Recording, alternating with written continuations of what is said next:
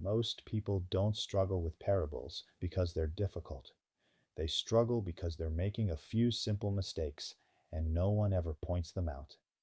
If you've ever read a parable and felt like, I think I understand it, but I'm not really sure, there's a good chance it's not the parable. It's how you're approaching it. And the tricky part is, these mistakes feel completely normal. Most people don't even realize they're making them. So in this video, I'm going to walk you through the most common ones, not to overwhelm you, but so you can start seeing exactly what's been getting in your way. One of the biggest mistakes people make is trying to assign meaning to every single detail in the story, every character, every object, every small moment. It feels like everything must represent something deeper, but most of the time, that's not how parables work. When you do this, you end up overcomplicating the message and missing the main point entirely. Parables usually center around one core idea, not 20. The second mistake is trying to get to the meaning too quickly. You read the story and immediately ask, okay, what does this mean? But parables are designed for instant answers. They're designed to slow you down. When you rush, you skip the process that actually leads to understanding, and you settle for a shallow interpretation instead of a clear one. This one is huge. A lot of people read parables in isolation, just the story by itself. But every parable was told in a specific moment, to a specific audience, for a specific reason.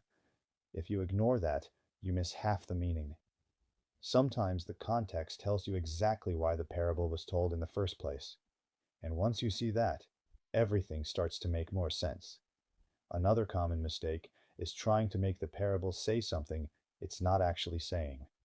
Sometimes we bring our own ideas, our own assumptions, or things we've heard before, and we push them onto the story, instead of letting the parable speak for itself. When that happens, you're not really understanding the parable. You're just confirming what you already think. This one goes the other direction. Some people don't overcomplicate, they oversimplify. They read the story, take it at face value, and move on. But parables are layered. There's always something beneath the surface. If you don't pause, if you don't reflect, you'll miss the deeper meaning entirely. So if you've been doing any of these, you're not alone.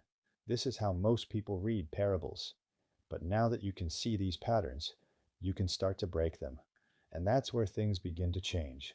In the next video, I'm going to show you something simple, but extremely important. It's the one rule that makes parables start to make sense almost immediately. And once you understand it, you'll have a clear starting point every time you read one. For now, just keep this in mind. If a parable feels confusing, don't assume it's too hard. Step back and ask yourself, am I making one of these mistakes? Because most of the time, that's exactly where the problem is.